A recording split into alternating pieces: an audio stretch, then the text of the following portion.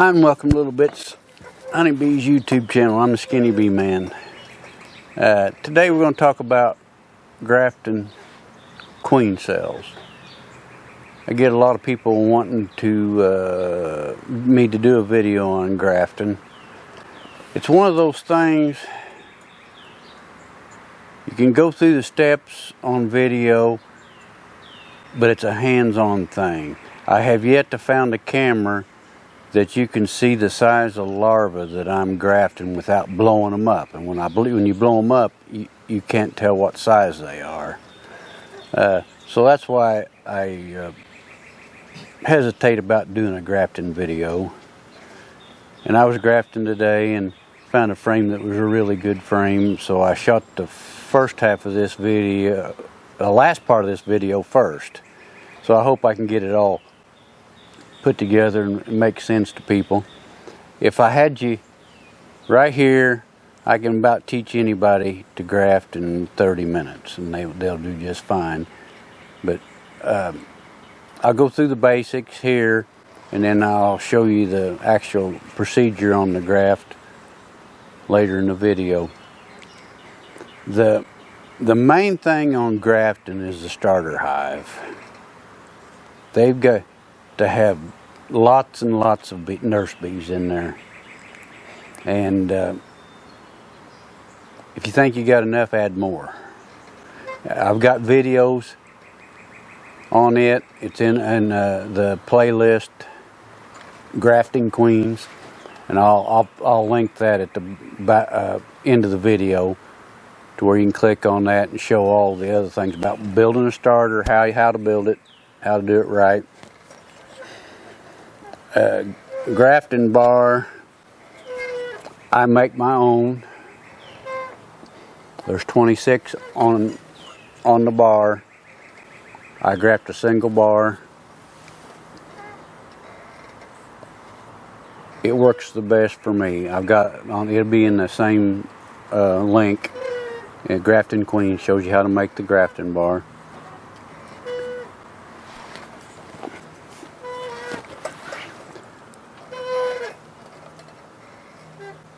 Like I say, the starter is about 80% of grafting. The other 20% is picking the right age larva. And you can't show that on video, like I said. I try to explain it. You have the egg, and then you have a little wet spot that you can't see the larva. Them's less than 24 hours old. They're fine to graft. I have better luck. I do the very next size up on that. And really, that's about all there is to it. Like I say, I'll show you the sequence of how to handle it and put them in the hive. Anybody can do it. Don't worry. What the heck, try it. If you fail, you fail. Try again. And then once you get some results, you'll get good at it. It's not a problem. It seemed like there was something else I wanted to say before we go to the actual grafting sequence. I think I tell all the rest of it there, but the grafting tool, Chinese grafting tool.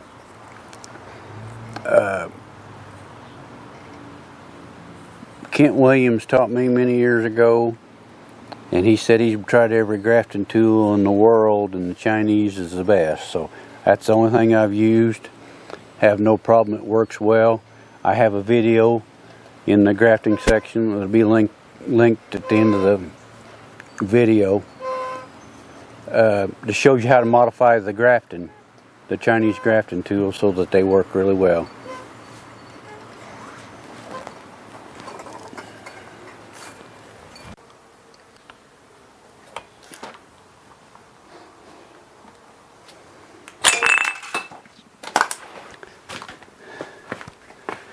I shot this out of sequence because this frame I pulled here is a perfect frame. It's got a lot of the right age larvae on it.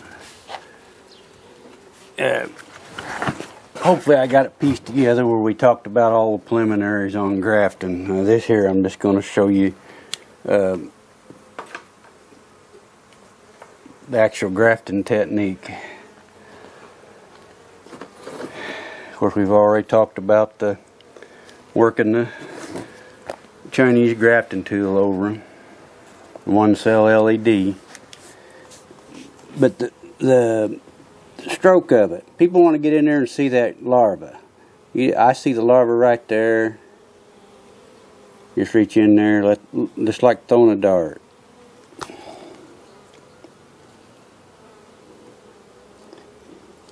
And you would know the very first one I do didn't work.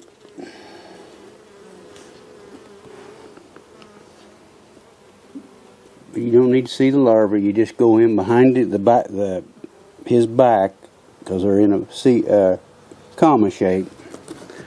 That way, when you lay them down in the cell,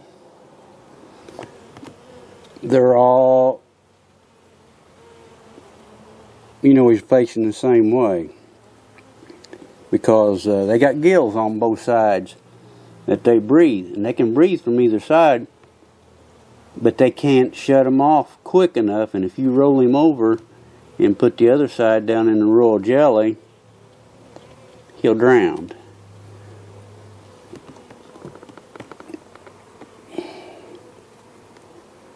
This is a technique. You don't get in there and scrounge around digging. You find out which way his back's laying. Take it, run down the side of the cell till it hits the bottom. I guess I ought to see if you're seeing me put these in the cell cup. You bend the tongue to a 90 and push down on the plunger. Let me see if I can get up here and see what we're seeing. If I go that way a little, you can see what's happening. Yeah. I'll just move that bar over a little bit. There again, you just get in there, you find the larva you want, see which way he's facing, run that tongue right down the cell cup, reach in there and pick him up. That's simple. And then you come over here, you bend this to a 90, the tongue, push down the plunger and lift up real easy. The plunger will never touch the larva. The royal jelly pushes it off.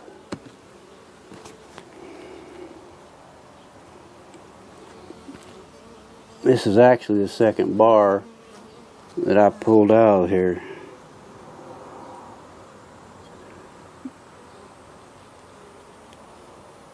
You don't have to get in there and see it. Let the tool do the work. That's where most people make a mistake on grafting. You want to get in there and see the larva and see how they're picking it up. The tool, once you see which way, the right side of the larva and which way his back's facing, you never have to see that larva again until you're ready to put it in the cup.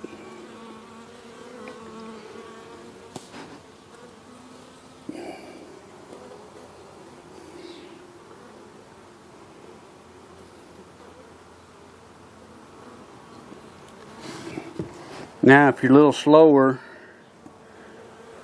which you will be new, you can keep these covered up. Typically, I don't cover them until I'm ready to take them out.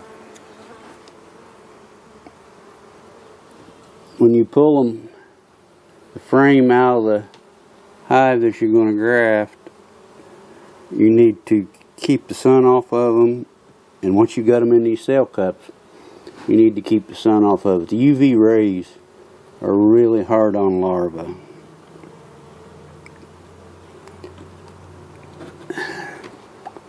Grafting temperature. Well, I'm going to say 60 to 95. But you need to do it in a draft-free place. You got this, you don't need the light. Heck, you can do it in a basement. Light, I always do it right here in my garage.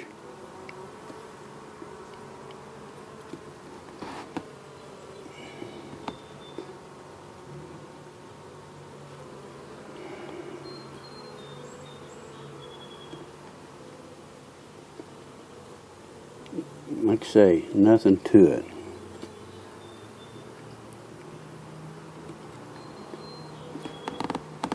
But this is the mechanical part of it.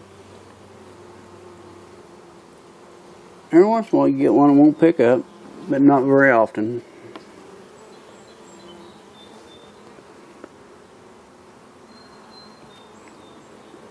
Not very often.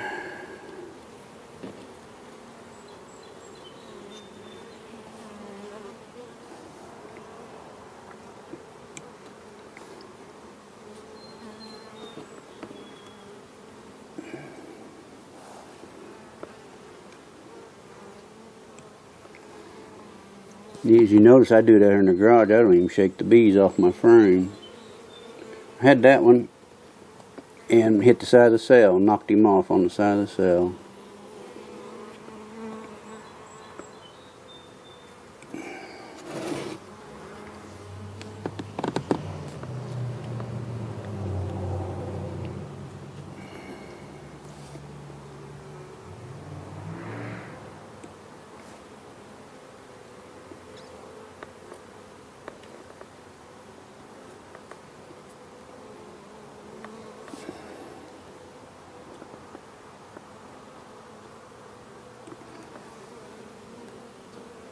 I just keep the tip in my mouth to keep it clean. Some of the old timers say you ain't a grafter unless you eat the larva off of it if you mess it up. I don't do that.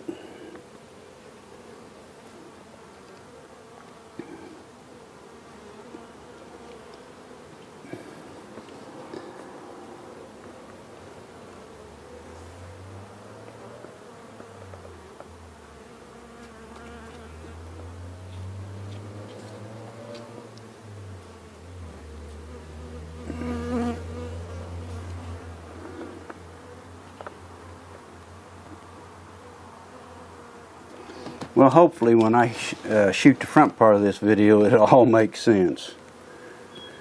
But now I just cover it in paper towel, damp paper towel. Got a frame here.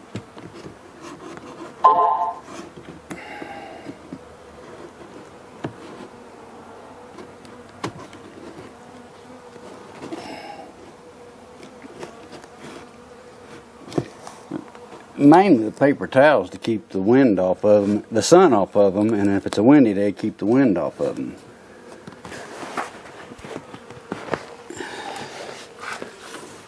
And then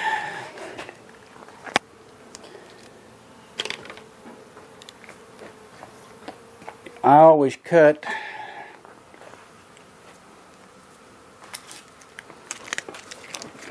actually this one's a little bit small, but usually whatever the width of them pollen patties are, by about 3 inches. This one's a little bit shy.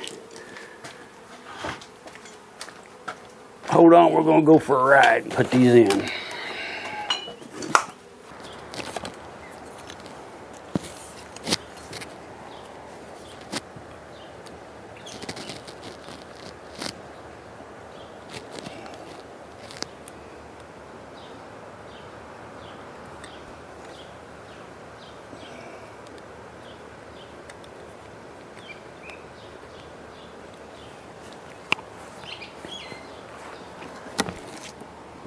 Okay, this is our starter hive.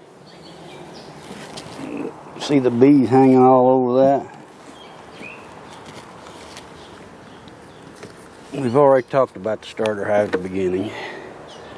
I turn this over before I pull it off so the sun don't shine on them larvae. You stick that right, the 5-frame box, stick it right in the middle. I've got